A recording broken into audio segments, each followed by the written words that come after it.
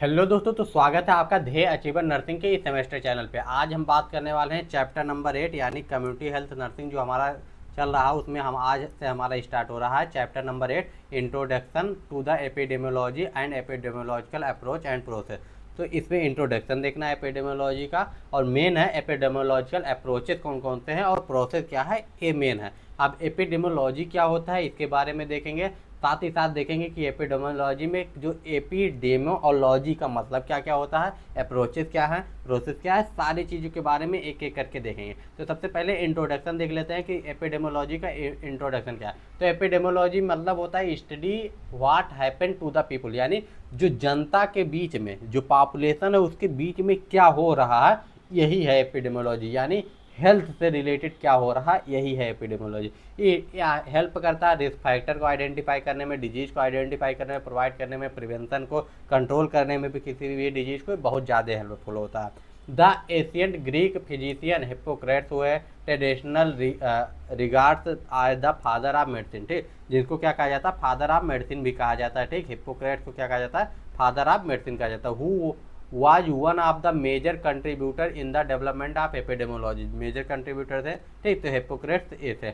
इसके बाद में आपका आ जाता है कॉन्सेप्ट ऑफ एपिडेमोलॉजी, जो कि आपके सिलेबस का पहला टॉपिक है कि कॉन्सेप्ट क्या है और डेफिनेशन क्या है। तो कॉन्सेप्ट क्या है, बेसिक साइंस होता है प्रिवेंशन के लिए और सोशल मेडिसिन के लिए। अब इसमें एपिडेमियोलॉजी जो ड्राइव हुआ था कहाँ से हुआ था, ग्रीक वर्ड से हुआ था। ग्रीक वर्ड का जो था तीन वर्ड, एपिडेमोलॉजी, ठीक, यानी एपिडेमोलॉजी जो है इसका मतलब क्या होता है, ग्रीक वर्ड से तो हो गया, लेकिन एपिडेमोलॉजी रखने का मतलब क्या है। तो एपी का मतलब क्या होता है, एमंग, एमंग, डेमो का मतलब क्या होता है, पॉपुलेशन, पॉपुलेशन, और लॉजी का मतलब क्या होता है, स्टडी, ये आप लोगों को पता ही होगा। तो जनता के बीच में जो स्टडी किया जाता है वही उसी को कहते हैं एपिडेमियोलॉजी, यानी पॉपुलेशन के बीच में जो स्टडी किया जाता है वही होता है एपिडेमियोलॉजी। अब एपिडेमियोलॉजी में कुछ चीज़ें आती हैं इसके डेफिनेशन में, जो आगे देखते हैं डेफिनेशन क्या कहता है। तो एपिडेमियोलॉजी होता क्या है, तो what is epidemiology, epidemiology is the study of how disease spread, ठीक, साफ दिख रहा, डिजीज कैसे स्प्रेड हो रहा है, दियर कॉजेज और उसका कॉजेज क्या है, and how to control and prevent them in a group of population, और उनको एक ग्रुप में, यानी जैसे आपने कोविड-19 को देखा था, डिजीज स्प्रेड कैसे हो रहा था, छींकने से, टच करने से, ऐसे। कॉजेज उसका क्या था, ठीक, तो एक वायरस था। हाउ टू कंट्रोल, उसको कंट्रोल कैसे किया जा सकता है, क्वारंटीन रह के 2 गज की दूरी बना के। प्रिवेंट कैसे किया जा सकता है, ये सारी चीज़ें आपकी आगे कंट्रोल और प्रिवेंशन में, ठीक। तो ये सारी चीज़ें आपकी आगे क्या, एपिडेमियोलॉजी क्या है, ये स्टडी है किस चीज़ का, किसी भी डिजीज को कैसे स्प्रेड हो रहा है, उसका कॉजेज क्या है, उसको कंट्रोल और प्रिवेंशन क्या है इन एक ग्रुप ऑफ पीपल में, उसकी इसी के स्टडी को क्या कहते हैं, एपिडेमियोलॉजी कहते हैं।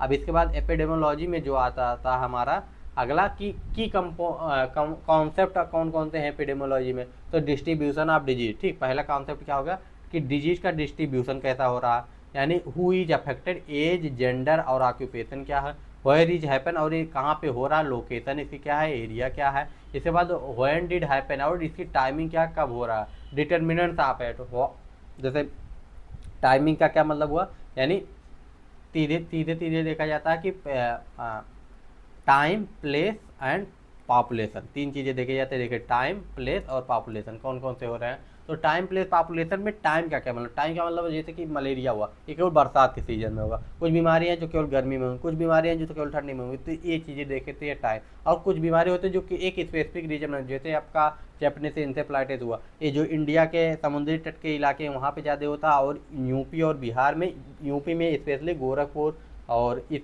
जो भी आपका पूर्वांचल का एरिया है इसमें सबसे ज़्यादा होता है। डिटर्मिनेंट्स ऑफ हेल्थ क्या होता है, तो व्हाट फैक्टर इंक्रीज और डिक्रीज द रिस्क फैक्टर, यानी कौन कौन से फैक्टर है जो कि आपके इंक्रीज या डिक्रीज कर रहे हैं risk factor. Population focus, studies group not individual, look at health trends in communities, ये हो गया। Prevention and control, guides, vaccination, screening programmes and health policies हो गए, ये सारी चीज़ें आपकी हो गई। इसके बाद में आ गया डेफिनीशन क्या होगा एपिडेमियोलॉजी का।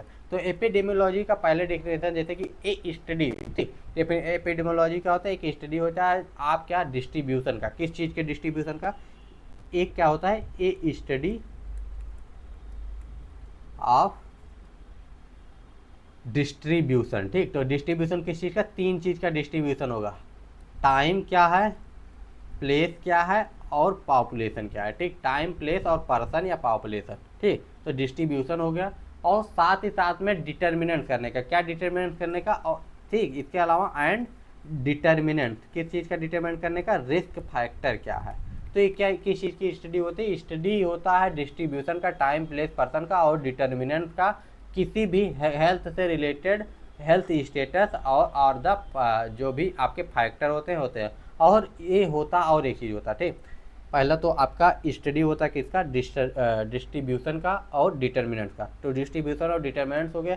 इसके अलावा किसी भी जो भी होता है क्या, a study of distribution and determinants और हेल्थ रिलेटेड स्टेटस और इवेंट्स, कोई भी हेल्थ रिलेटेड स्टेटस हो, इवेंट हो। और इसके अलावा क्या होगा, इसके अलावा and control and prevention of disease. ठीक, यानी कंट्रोल कैसे किया जा रहा है किसी भी डिजीज का और प्रिवेंट कैसे किया जा रहा है, ये भी इसी में आता है। तो ये चीज़ें हो गई। और इसको किसने दिया था, जोहान इयम लास्ट ने दिया था। ठीक, यानी जोहान इयम लास्ट 1988। तो आपका एपिडेमियोलॉजी जो है बहुत पुराना नहीं है, नए अप्रोचेस है। ठीक, तो आपका एपिडेमियोलॉजी क्या हो गया, ऐसे नहीं समझ में आया एक बार और इसका, अगर इसका डेफिनेशन आपको समझ में आ गया तो एपिडेमियोलॉजी बहुत ही आसानी से समझ में आ जाएगा। तो आपको इतना पता है कि एक स्टडी होता है। ठीक, किस चीज़ का स्टडी होता है, डिस्ट्रीब्यूशन का किस चीज़ की डिस्ट्रीब्यूशन का, टाइम प्लेस और पर्सन, 3 चीज़ का हो गया। और डिटर्मिनेंट का किस चीज़ का, रिस्क फैक्टर को डिटर्मिनेंट करने का, यानी रिस्क फैक्टर के डिटर्मिनेंट करने का। और किस चीज़ का स्टडी होता है, कैसे प्रिवेंशन करना है और कैसे कंट्रोल करना है कोई भी डिजीज को। ठीक, तो एक स्टडी होता है, किस चीज़ की स्टडी होता है, स्टडी अबाउट किस चीज़ के बारे में, distribution, determinant and prevention of disease. ठीक, सिंपल सा इतना याद रखिए, इतने में आपका काम हो जाएगा। अब इसके डेफिनेशन पे आते हैं, जो कि आपका WHO ने दिया था डेफिनेशन। तो WHO ने क्या डेफिनेशन दिया था, अगर किसी को पता हो तो ज़रूर कमेंट करके बताएगा कि WHO का डेफिनेशन कब दिया था और क्या दिया था, अगर पता होगा तो ज़रूर बताइएगा।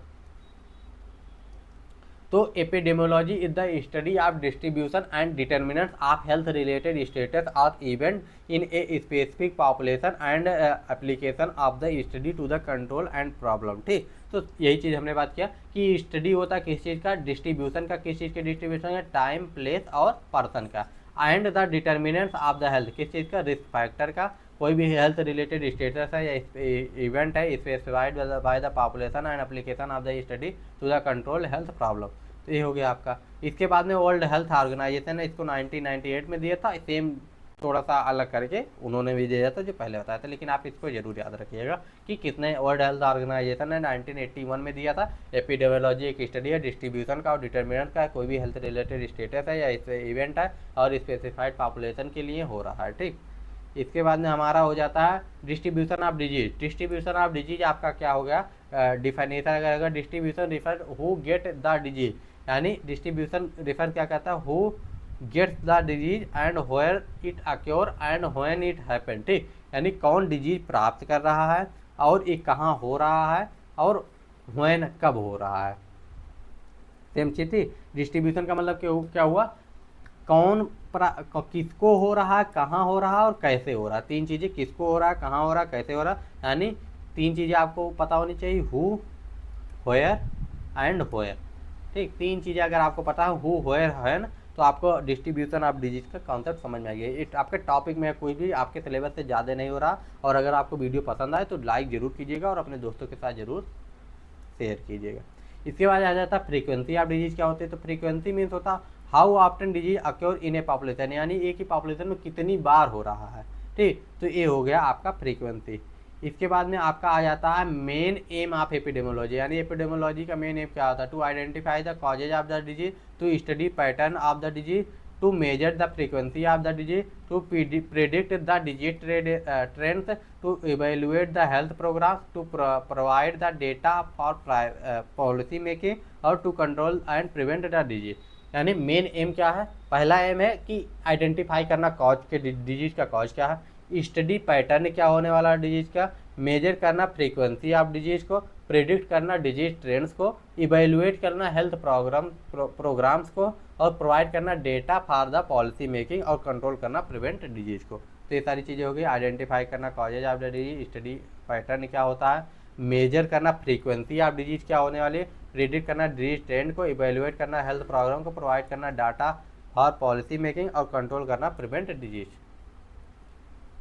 यूज ऑफ एपिडेमियोलॉजी, यानी एपिडेमियोलॉजी का यूज क्या है, use related to the health status and health services, या तो हेल्थ स्टेटस या हेल्थ सर्विसेज से रिलेटेड यूज होगा, या यूज रिलेटेड टू डिजीज के इटियोलॉजी से होगा, यानी डिजीज का कॉजेज क्या है उससे होगा। तो study of history of the health status क्या, ठीक। तो अगर हेल्थ रिलेटेड में तो पहले तो हिस्ट्री से रिलेटेड होगा, डायग्नोसिस से रिलेटेड होगा, और working of the health services होगा, ये होगा।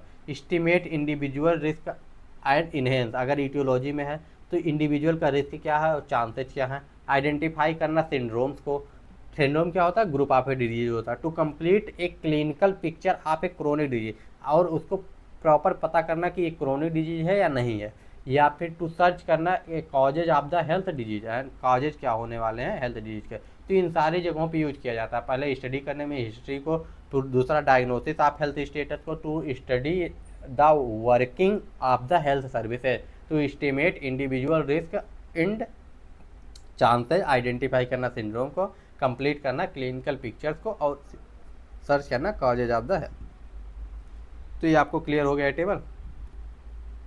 Epidemiological model are causation of disease, ठीक, यानी सीधी सी बात है कि कॉज क्या क्या है। The disease model help explain how and why disease acquire in a population, यानी कैसे हो रहा है और कहाँ हो रहा है, ठीक। यानी हाउ मतलब कैसे हो रहा है, एक्सप्लेन करना डिजीज जो कि मॉडल जो भी होते हैं कि कैसे हो रहा है और कहाँ हो रहा है, क्यों हो रहा है और कैसे हो रहा है, ठीक। ये सारी चीज़ें दे show the relationship between the host person agent and environment. तीन चीज़ें होती हैं आपका ट्राइड जो बनता है, ट्राइंगल जो बनता है, एक होता है आपका पर्सन, एक होता है इन्वायरमेंट, एक होता है आपका क्या होता है होस्ट, ठीक ठीक, सॉरी होस्ट एजेंट और इन्वायरमेंट, ठीक। इतने लोग होते हैं। अब आइए इसको देखते हैं। तो एपिडेमियोलॉजिकल ट्रेड मॉडल, ठीक, ट्रेड मॉडल होता है और ट्रायंगल, ठीक। ट्रेड और ट्रायंगल में अंतर होता है थोड़ा सा, इसको थोड़ा सा अच्छे से समझिएगा, ठीक। तो आपका एजेंट होस्ट और इन्वायरमेंट, ये तीन चीज़ें आपकी इसमें आ जाती हैं। एजेंट होस्ट और इन्वायरमेंट तीन चीज़ें आपकी आ जाती हैं। अब इसमें क्या होता है, एजेंट में क्या है, जैसे बायोलॉजिकल, न्यूट्रिशनल, फिजिकल, केमिकल या मैकेनिकल, कोई भी एजेंट होता था। इन्वायरमेंट में फिजिकल, बायोलॉजिकल और सोशल होता था। Host age, sex, genetic, profession, caution, habit और बिहेवियर। अब कोई भी डिजीज अगर आपको हो रही है तो उसका कोई एजेंट होगा, किसी एक इन्वायरमेंट में हो रहा होगा, और उसका कोई होस्ट होगा, और एक किसी एक टाइम ड्यूरेशन में हो रहा। अगर ये टाइम बीच में आपका आ गया तो मतलब ये ट्रायंगल बन गया, अगर टाइम नहीं आया तो ये ट्रायड हो गया, ठीक। तो जब तक टाइम नहीं है तब तक ये ट्रायड है, अगर टाइम आ गया तो आपका ये ट्रायंगल हो जाता है, एपिडेमियोलॉजिकल ट्रायंगल या ट्रायड, ठीक। होस्ट एजेंट और इन्वायरमेंट का यही मॉडल होता है, ठीक। अब इसमें क्या होता है, टाइम में क्या होता है, टाइम में जैसे आपका, सॉरी एक मिनट,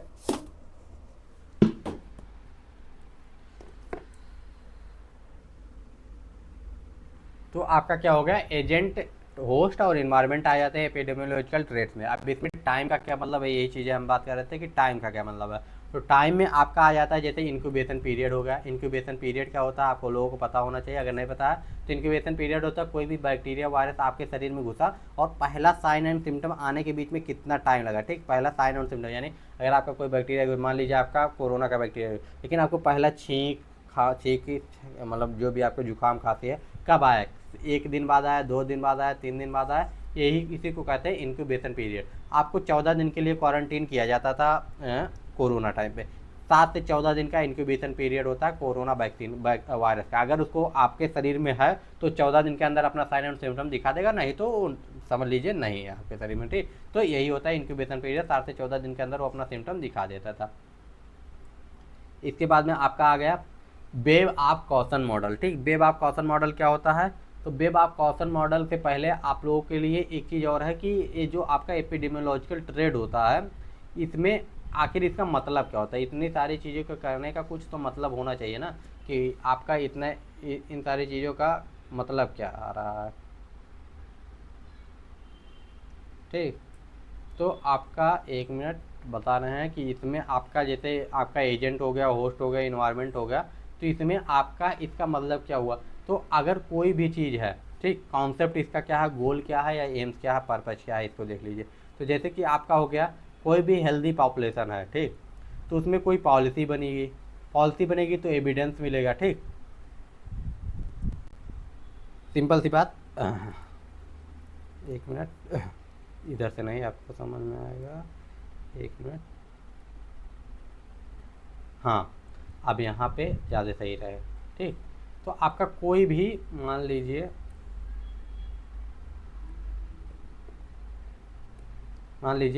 कोई भी ईटियोलॉजी है, ठीक, कोई भी आपका ईटियोलॉजी है, अगर कोई ईटियोलॉजी होगा तो उससे क्या होगा, उससे कोई भी जो है डिस्ट्रीब्यूशन, जो भी आपका मैग्नीट्यूड होगा वो होगा। ठीक, मैग्नीट्यूड हो गया। इसके बाद अगर ईटियोलॉजी है तो उसका डिस्ट्रीब्यूशन कुछ होगा, और डिस्ट्रीब्यूशन जब होगा तो आपका जो है कंपेरिजन होगा। ठीक, यानी कंपेयर होगा उससे, और कंपेयर जब होगा, अभी आपको समझ में आएगा सब चीज़ क्या है। कंपेयर होने के बाद इवेलुएट होगा, इवेलुएट होगा, इवेलुएट होने के बाद में एविडेंस। ठीक, एविडेंस क्या क्या है उसके लिए। ठीक, और एविडेंस के बाद पॉलिसी बनेगी, और पॉलिसी जब बनेगी तो कोई भी पॉपुलेशन जो है हेल्दी रहेगी, हेल्दी पॉपुलेशन। ठीक, अब देखिए अगर कोई भी चीज़, सिंपल सा इसी को अगर उल्टा कर दीजिए, ठीक, अगर इसी को उल्टा कर दीजिए, ठीक, यानी अगर इधर से ऐसे ले आइए तो इसका मतलब क्या हुआ, अगर कोई भी पॉलिसी बनेगी तो उसका कोई कुछ एविडेंस के आधार पे बनेगी, और एविडेंस अगर होगा तो कुछ इवेल्युएशन के आधार पे एविडेंस बना होगा, और जो भी आपका इवेल्युएशन, उसके बाद कंपेयर, कुछ कंपेयर भी हुआ होगा कि पहले ऐसा था फिर ऐसा हुआ, तब जो आपका जो है हेल्थ पॉलिसी बनी। हेल्थ पॉलिसी किसी डिस्ट्रीब्यूशन, कुछ डिजीज होगा जिसका डिस्ट्रीब्यूशन देखा गया होगा, उसका ईटियोलॉजी देखा गया होगा। ठीक, तो उसका मैग्नीट्यूड देखा गया। तो अगर कोई भी ईटियोलॉजी है, कोई भी ईटियोलॉजी है, ठीक, कोई ईटियोलॉजी होगा तो उसका डिस्ट्रीब्यूशन होगा, डिस्ट्रीब्यूशन के बाद उसका कंपेरिजन होगा पहले से, उसके बाद में उसका एविडेंस, इवेल्युएशन, इन सारी चीज़ों को देखे, यानी कोई डिजीज रहेगा तब जाके हेल्थ पॉलिसी बनती है कि हाँ आपका टीबी एलिमिनेशन प्रोग्राम है, या कोई भी पॉलिसी या प्रोग्राम होती है तब जाके बनती है। इतने सारी चीज़ों के बाद में आपके बनता है। तो ये सारी चीज़ें आपको पूरा इवेंट समझ में आ रहा है ना। मतलब कि हेल्थ पॉलिसी कब बनती है, जब कोई एटियोलॉजी मिलता है, उसका एविडेंस मिलेगा, उसका सारी चीज़ें मिलेंगी, इवेल्युएशन पहले से कंपेयर होगा, फिर आपका बनेगा पॉलिसी कि हाँ इस चीज़ को ऐसे डिस्ट्रीब्यूशन करना चाहिए, इसको ऐसे करना चाहिए, इसको ऐसे एलिमिनेट किया जा सकता है। तो ये आपका इसको बनाने का मॉडल का इसका यही मतलब था। ठीक, इसके बाद में हमारा आ जाता है वेब एंड कॉशन मॉडल में। एक शो करता है डिजीज के caused by the multiple integrated factor, not just a single agent. It like a web where many causes are connected. Example for the heart disease, smoking, high blood pressure, stress, lack of exercise, family history. Interconnected होते हैं, these are the interconnected with the disease. ठीक, मतलब web of caution model का मतलब यही था कि एक चीज़ से आपका डिजीज नहीं होता, मल्टीपल इंटर रिलेटेड होते हैं, मल्टीपल चीज़ें आपकी इंटर रिलेटेड होती हैं। ठीक, इंटर रिलेटेड कई सारे फैक्टर्स होते हैं, एक सिंगल एजेंट किसी भी डिजीज को काट, जैसे कि आपका कोई हार्ट डिजीज हुआ तो उसमें स्मोकिंग भी काज होगा, high blood pressure, stress, lack of exercise, family history, ये सारी चीज़ें आपकी काज होगी। चेन ऑफ इन्फेक्शन मॉडल क्या होता है, चेन ऑफ इन्फेक्शन आप लोगों को पहले से पता है कि आपका क्या होता है, इन्फेक्शियस एजेंट होता है, रिजर्वायर होता है, पोर्टल ऑफ एग्जिट होता है, पोर्टल ऑफ एंट्री होता है। ये सारे आप लोग पहले भी पढ़ चुके हैं, इसमें कुछ नया नहीं है ऐसा कि जो आपको बताया जाए चेन ऑफ इन्फेक्शन में। ठीक, तो चेन ऑफ इन्फेक्शन वही होता है, यूजफुल पाता है इन्फेक्शियस डिजीज के लिए है। जैसे कि इन्फेक्शियस एजेंट होगा, कोई बैक्टीरिया वगैरह होगा, वो किसी रिजर्वायर में रहता होगा, पोर्टल ऑफ को कुछ कप या उंड या किसी के द्वारा, ब्लड के द्वारा कहीं से भी एग्जिट लेगा। फिर मोड ऑफ ट्रांसमिशन कुछ होगा, एयर होगा, वाटर होगा, पोर्टल ऑफ एंट्री किसी रास्ते से फिर शरीर में घुसेगा और सबस्टेबियर होस्ट और उसको होस्ट बनाएगा। Breaking of the chain at the any point stop the disease from the spreading, मतलब अगर किसी भी पॉइंट पे अगर उसको रोका जा रहा है, जैसे हैंड वॉशिंग के थ्रू फैलने से रोका जा रहा है, या कफिंग जो मतलब खुले में थूकना वगैरह हुआ, ये सारी चीज़ें रोकी जा रही हैं, तो इससे इन्फेक्शन जो होता है ये रुकता है फैलने से। ठीक, अब इसके बाद आता है बीइंग्स मॉडल। बीइंग्स मॉडल में क्या होता है, एक मॉडर्न मॉडल होता है। बीइंग्स मतलब BEINGS, इसमें बायोलॉजिकल एंड बिहेवियरल फैक्टर देखा जाता है, इन्वायरमेंटल फैक्टर देखा जाता है, इम्यूनोलॉजिकल फैक्टर देखा जाता है, साथ ही साथ न्यूट्रिशनल फैक्टर देखा जाता है, और जेनेटिक फैक्टर देखा जाता है। और यस से होता है services, health services and social support भी इसमें देखा जाता है। तो ये यूजफुल होता है नॉन कम्युनिकेबल डिजीज के लिए, जैसे कैंसर हो गया, डायबिटीज हो गया, इसमें कई सारे फैक्टर इंक्लूड होते हैं, देख लीजिए ये सारे फैक्टर्स है। आपका बींग्स यानी बायोलॉजिकल, ई से आपका इन्वायरमेंटल, आई से इम्यूनोलॉजिकल, उसके बाद में आपका न्यूट्रिशनल, इसके बाद जेनेटिक और इसके बाद सर्विसेज जैसे हेल्थ केयर सर्विसेज हुआ, सोशल सपोर्ट हुआ, ये सारी चीज़ें आपकी आ जाती हैं। मोड ऑफ ट्रांसमिशन, किस किस रास्ते से कोई भी आपका इन्फेक्शन हुआ तो वो ट्रांसमिट हो सकता है, फैल सकता है, ये सारी चीज़ें इसमें देखे जाते हैं। मोड ऑफ ट्रांसमिशन में क्या आएगा, disease transmitted from the reservoir of the source of infection and susceptible host में भी डिफरेंट मोड, ठीक, कई सारे मोड्स हो सकते हैं। तो इसमें आपका जैसे आपका आ जाता है, पहला मोड आपका आ जाता है मोड ऑफ ट्रांसमिशन में डायरेक्ट और इनडायरेक्ट, ठीक, मिलजुल दो तरीके के मोड्स होते हैं। इसमें कई सारे होते हैं, जैसे आपका डायरेक्ट में आ जाएगा डायरेक्ट कॉन्टैक्ट से, जैसे हाथ मिलाना हुआ या डायरेक्ट टच में आना हुआ। ड्रॉपलेट इन्फेक्शन छींकने से, खांसने से हुआ। कॉन्टैक्ट विद द सॉइल कोई मिट्टी के थ्रू हो रहा। एनिमल बाइट कोई जानवर कर लिया। ट्रांसप्लेसेंटल होगा, जैसे मदर से फीटस में हो रहा है। इसके बाद इनडायरेक्ट ट्रांसमिशन में क्या होगा, एयरबॉर्न ट्रांसमिशन होता है। व्हीकल बॉर्न हो गया ट्रांसमिशन, ठीक, यानी चम्मच वगैरह के थ्रू। वेक्टर बॉर्न हो गया, किसी मक्खी मच्छर के थ्रू हो गया। फॉर्मेटेड बॉर्न हो गया। फॉर्मेटेड क्या होते हैं, किसी को अगर पता हो कि फॉर्मेट क्या होता है तो कमेंट करके बताइएगा, फॉर्मेट क्या होता है आपका, फॉर्मेट क्या होता है, जल्दी से कमेंट करके बताइए कि फॉर्मेट अगर किसी को पता हो तो फॉर्मेट बताइए, फॉर्मेट बॉर्न ट्रांसमिशन क्या होता है,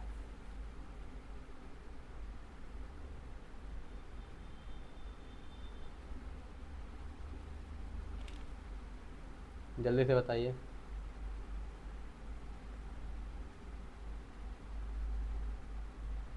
तो फॉर्मेट में जैसे आपका दरवाजा हो गया, ये सारी चीज़ें जो होती है आपकी आ जाती हैं। अनक्लीन हैंड्स में क्या हो गया, फिंगर, ये आपको समझ में आ गया ना।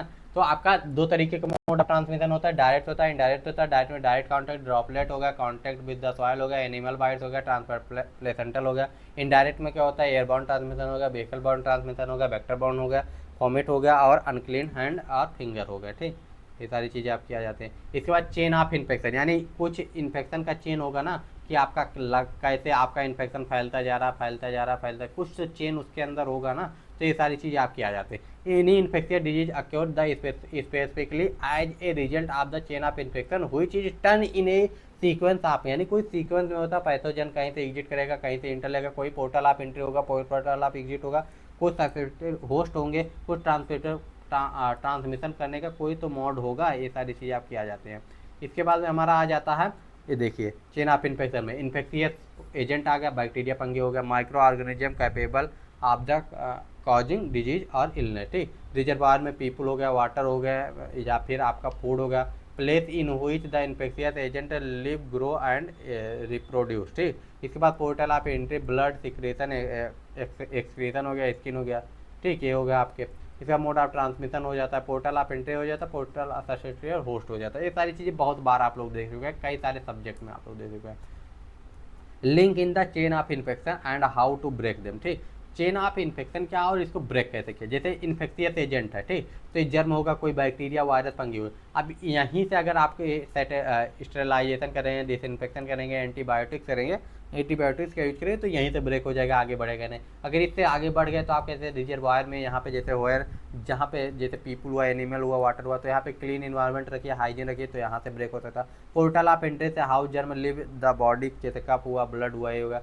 कबर कफ यानी कफ हुआ, स्नीज हुआ, वुंड हुआ, इसको कवर करना। मोड ऑफ ट्रांसमिशन में जैसे how germ spread, air contact, food, ठीक, हैंड वॉशिंग हो गया, मास्किंग सेफ फूड हैंडलिंग हो गया, ये सारी। पोर्टल ऑफ एंट्री में क्या होगा, how germ inter new host में, न्यू होस्ट में कैसे हो रहा है, पीपीई हो गया, ठीक, जैसे ग्लव्स, मास्क, इसको यूज करना होगा। सब्सिट्यूबल होस्ट में क्या हो गया, यहाँ पे पर्सन एट द रिस्क पे होता है, जैसे कि उसका बीक इम्यून हुआ या एल्डरली, यहाँ पे वैक्सीनेशन जरूरी है, हेल्थी लाइफ स्टाइल जरूरी है, गुड न्यूट्रिशन जरूरी है, तो ये सारी चीज़ें जरूरी है।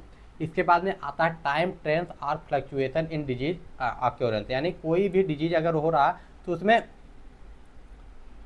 टाइम ट्रेंड क्या है, फ्लक्चुएशन क्या है। तो the trends refers to a pattern और a disease occurs over the time, ठीक, how a number of cases increase और डिक्रीज इन ए पॉपुलेशन, ठीक, यानी फ्लक्चुएशन, फ्लक्चुएशन का मतलब समझ रहे ना, कब घट रहा, कब बढ़ रहा, कब घट रहा, कब बढ़ रहा, कब घट रहा, कब बढ़ रहा डिजीज, यही सारी चीज़ें इसमें देखी जाती हैं, ठीक, यानी डिजीज कब घट रहा है, कब बढ़ रहा है, यही सारी चीज़ें इसमें आती हैं।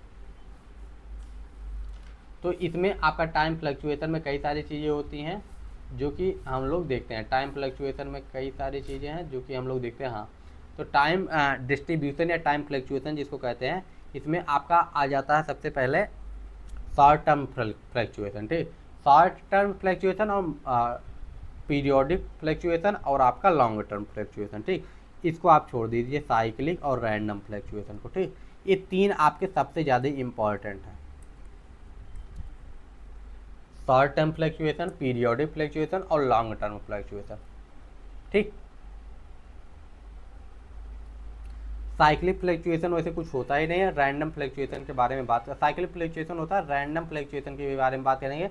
लेकिन सबसे पहले शॉर्ट टर्म, पीरियोडिक और लॉन्ग टर्म फ्लक्चुएशन। कोई भी डिजीज, मान लीजिए कोई भी बीमारी है, तो उसका कभी केस घटता है, कभी बढ़ता है, कभी ज़्यादा लोग आ जाते हैं केस में, कभी कम लोग आते हैं, लेकिन कभी घटता कभी बढ़ता रहता है। ठीक, शॉर्ट टर्म फ्लक्चुएशन में अब आते हैं कि इसको एपिडेमिक ट्रेड्स कहते हैं, इसको सेकुलर ट्रेड्स कहते हैं।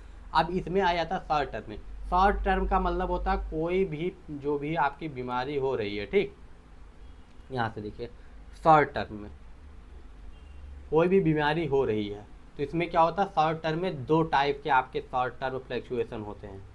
यहाँ पे दो टाइप के आपके शॉर्ट टर्म फ्लक्चुएशन हो जाते हैं। पहला आपका होता है सिंगल एक्सपोजर। ठीक, सिंगल सोर्स होगा या सिंगल एक्सपोजर होगा। ठीक, सिंगल एक्सपोजर होगा या सिंगल सोर्स होगा, और एक होता है मल्टी सोर्स या मल्टी एक्सपोजर। ठीक, तो दो चीज़ें होती है, आपका सिंगल होता है और मल्टी होता है। तो शॉर्ट टर्म में आपका दो चीज़ें आ जाती है, आउटब्रेक या एपिडेमिक। शॉर्ट टर्म का मतलब होता है कोई चीज़, कोई बीमारी आई, कुछ दिन रही, उसके बाद खत्म, आई कुछ दिन रही, उसके बाद खत्म, तो ये हो गया। तो आपका इसमें जो सिंगल सोर्स होता है और आपका मल्टी सोर्स होता है। ठीक, दो चीज़ें होती है, सिंगल सोर्स होता है और मल्टी सोर्स होता है। तो सिंगल सोर्स में आपका क्या होता है, सिंगल सोर्स में आपका दो चीज़ें आती हैं, सिंगल एक्सपोजर आ जाता है और मल्टी एक्सपोजर आ जाता है। ठीक,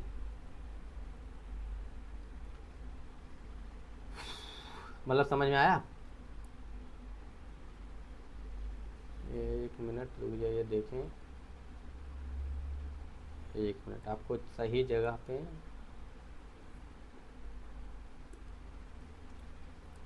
बहुत ही मतलब आसान है, बस इसको समझना पड़ेगा। ठीक, तो शॉर्ट टर्म को पहले दो पार्ट में बांटा गया है। आपका शॉर्ट टर्म को पहले दो पार्ट में बांटा गया। दोनों पार्ट का नाम क्या क्या है? आपका पहला पार्ट है सिंगल, क्या है, सोर्स। ठीक, यानी एक सोर्स से हो रहा है या मल्टी सोर्स से हो रहा है। ठीक, मल्टी सोर्स से हो रहा है। अगर इसके बाद सिंगल सोर्स को फिर दो भागों में बांटा गया है। सिंगल सोर्स आपका एक बार एक्सपोजर हो रहा है या बार बार। ठीक, यानी एक बार आपका एक्सपोजर हो रहा है या दो बार या बार बार हो रहा है। ठीक, यानी दो या दो से ज़्यादा बार हो रहा है। तो ये सारी चीज़ें आपकी आ जाती हैं। तो आपका दो या दो से ज़्यादा बार हो रहा है, तो सिंगल जो होता है, सिंगल सोर्स होता है, इसको आउटब्रेक भी कहते हैं, एपिडेमिक कहते हैं, यानी कुछ समय के लिए आया चला गया। ठीक, एपिडेमिक ट्रेड भी इसको कहते हैं। अब इसमें जो आपका एक बार एक्सपोजर हो रहा है उसका ग्राफ कैसे होगा? मान लीजिए कोई बीमारी आई, उसका एक बार एक्सपोजर हो रहा, तो एक बार बढ़ेगा, उसके बाद उसका ग्राफ ऐसे आ जाएगा। ठीक, हम लोग क्या पढ़ रहे हैं इसको ध्यान रखिएगा, तभी आपको समझ में आएगा। टाइम ट्रेंड या फ्लक्चुएशन, फ्लक्चुएशन कैसे हो रहा है? ठीक, तो फ्लक्चुएशन कैसे हो रहा है? अगर कोई सिंगल सोर्स का एक ही बार, कोई बीमारी है, ठीक, जैसे कोरोना हुआ, एक ही बार होके खत्म हो गया। ठीक, यानी जब पहला ट्रेंड आया था तो एक ही बार केस बढ़े, उसके बाद घट गए, खत्म हो गया।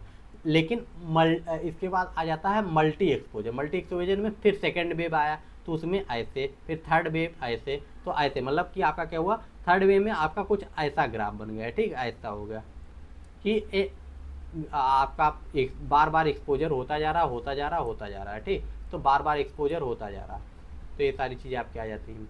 यानी आप सिंगल एक्सपोजर में क्या होगा, एक बार ही रहेगा, लेकिन मल्टी एक्सपोजर में बार बार बार बार बार बार ऐसे होता रहेगा। तो ये आपका ग्राफ हो गया, इसमें आपका आ जाता है। इसमें जो सिंगल एक्सपोजर होता है, ठीक,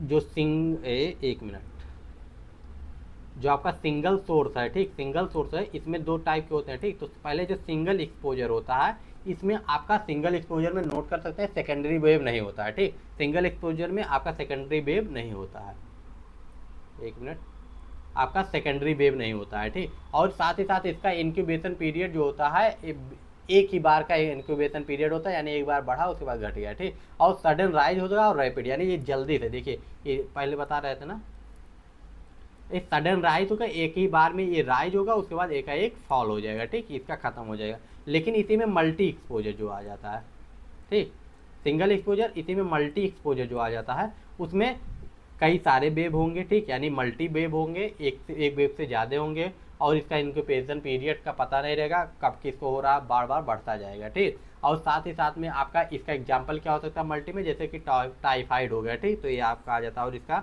आपका ग्राफ देख ही सकते हैं, ऐसा चलता रहेगा। ये हो गया आपका सिंगल सोर्स में होगा। इसके बाद इसका मल्टी सोर्स अगर है तो क्या होगा, ठीक, सिंगल सोर्स में आपका होगा सिंगल सोर्स में आपका सिंगल एक्सपोजर हो गया, और हाँ, सिंगल सोर्स में आपका, रुकिए एक मिनट, सिंगल सोर्स में आपका क्या हो गया, सिंगल सोर्स आपका था ना, सिंगल एक्सपोजर हो गया, मल्टी एक्सपोजर हो गया। अब आपका मल्टी सोर्स आ गया, ठीक, तो मल्टी सोर्स में आपका कुछ नहीं होता है, बस आपका जो होता है ग्रेजुएटली, मतलब ये लगातार बढ़ता रहता है। मल्टी सोर्स जो होता है ये लगातार बढ़ता रहता है, और इसका ग्राफ कुछ इस तरीके से आता है, जैसे कि आप यहाँ पे ग्राफ देख सकते हैं। ये आपका जो होता है, जो लॉन्ग टर्म के लिए होता है, ये मल्टी एक्सपोजर में भी ऐसे ही ग्राफ आता रहता है, लेकिन थोड़ा सा इसका ग्राफ कैसा होता है, इसका ग्राफ बढ़ेगा तो ऐसे ही, लेकिन मल्टी एक्सपोजर जो होता है, सिंगल एक्सपोजर में दो हो गए, सिंगल सोर्स में दो हो गए, सिंगल एक्सपोजर और मल्टी एक्सपोजर। लेकिन आपका मल्टी जो सोर्स होता है उसमें क्या होता है, टाइप नहीं होते, लेकिन इसका ग्राफ ऐसे बढ़ता रहता है।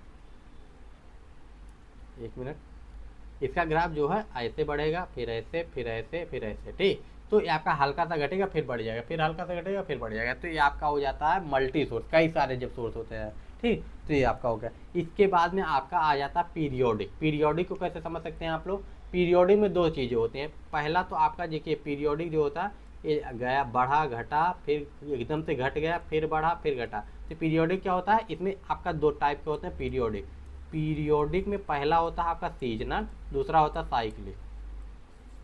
सीजनल और साइक्लिक, ठीक, तो सीजनल में क्या होगा, जैसे मलेरिया होगा, हर साल बरसात में होगा। कुछ बीमारी होते हैं जैसे साइक्लिक होते हैं, जैसे मीजल्स हो गया, वो 2 से 3 साल पे आपका आएगा।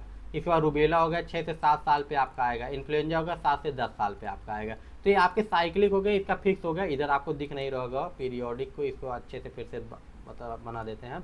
तो आपका जैसे मान लीजिए पीरियोडिक के पे अगर हम आ गए हैं, तो पीरियोडिक में क्या होगा, पीरियोडिक में आपका क्या होता है, दो टाइप के होते हैं, सीजनल होगा और आपका क्या होगा, साइक्लिक होगा। सीजनल में क्या होगा, एक सीजन में आएगा, लेकिन साइक्लिक कुछ बीमारियां होती है, जैसे कि आपका क्या होगा, मेजल्स हो गया, 2 से 3 साल पे आता है आपका, फिर रूबेला हो गया, 6 से 7 साल पे आता है। इसके बाद इन्फ्लुएंजा हो गया, 7 से 10 साल पे आता है। तो ये आपके हो गए क्लियर।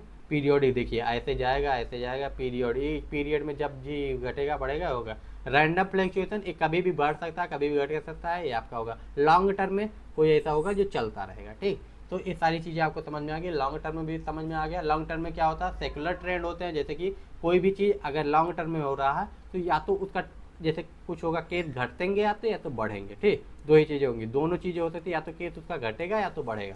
तो लॉन्ग टर्म में ऐसे भी आपका हो सकता है, लॉन्ग टर्म में ऐसे भी आपका हो सकता है, लॉन्ग टर्म में ये भी आपका हो सकता है, और लॉन्ग टर्म में आपका ऐसे भी आपका आ सकता है। तो दोनों चीज़ें आपकी लॉन्ग टर्म में हो सकती हैं। आगे बढ़ें, तो आपका क्या हो गया, शॉर्ट टर्म समझ में आ गया। शॉर्ट टर्म में बस याद रखना है कि दो टाइप के होते हैं आपके, सिंगल सोर्स होता है, मल्टी सोर्स। सिंगल सोर्स में सिंगल एक्सपोजर, मल्टी एक्सपोजर होता है। सिंगल एक्सपोजर का आपका एक ही बार में ग्राफ आ गया, डाउन हो गया, मल्टी एक्सपोजर में चलता रहेगा। और आपका मल्टी सोर्स में क्या होता है, ऐसे ऐसे ऊपर ही बढ़ता रहता है, ये आपका होगा। रैंडम फ्लक्चुएशन आपको समझ में आ गया, लॉन्ग टर्म में भी समझ में आ गया। पीरियोडिक में दो होते हैं आपका, पीरियोडिक अगर देखा जाए, पीरियोडिक में दो होते हैं, सीजनल होता है और एक साइक्लिक होता है, दो चीज़ें आपकी आ जाती है इसमें। इसके बाद में हमारा अगला आ जाता है important of studying time trends, ठीक। टाइम ट्रेड क्यों इंपॉर्टेंट है, प्लान करने के लिए वैक्सीनेशन को, प्रीडिक्ट करने के लिए सीजनल आउटब्रेक को, आइडेंटिफाई करने के लिए इमर्जिंग डिजीज कौन सा डिजीज अब आने वाला है, गाइडेंस करने के लिए हेल्थ पॉलिसी को, ठीक, गाइड करने के लिए हेल्थ पॉलिसी को। तो इतना आज का हमारा टॉपिक था। अगर इसका आपको नोट्स डाउनलोड करने हैं तो जो है आपके टेलीग्राम पे मिल जाएगा, मुझसे पर्सनली आप इंस्टाग्राम पे बात कर सकते हैं, और यूट्यूब पे अगर आपको ये वीडियो इन्फॉर्मेटिव लगा हो और आपको जानकारी कुछ मिली हो, आपको यूजफुल लगा, तो अपने दोस्तों के साथ शेयर कीजिए और चैनल को सब्सक्राइब जरूर करिएगा। मिलते हैं नेक्स्ट वीडियो में, bye bye, take care and जय हिंद।